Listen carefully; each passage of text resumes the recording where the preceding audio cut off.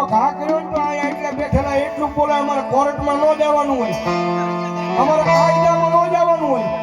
પણ અમારી મોટી કોર્ટ તો અમારી ખાનની માલિકા અમારી મેલડી બેઠી છે. અને સાહેબ વગર વાંકડીને લફાટનો ઘા કર્યો હોય ને મારી મેલડી એટલું બોલે કાંડા એને ગાળ ન દઈશ, એને ભેળ ન દઈશ,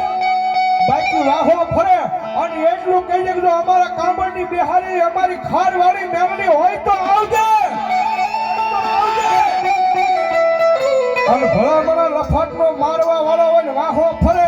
અને જો હવા વેગની નાગરી બની અને જો ભલા ભલા ડાબા પંખે ડંખ મારું અને જો જમણો ઉસો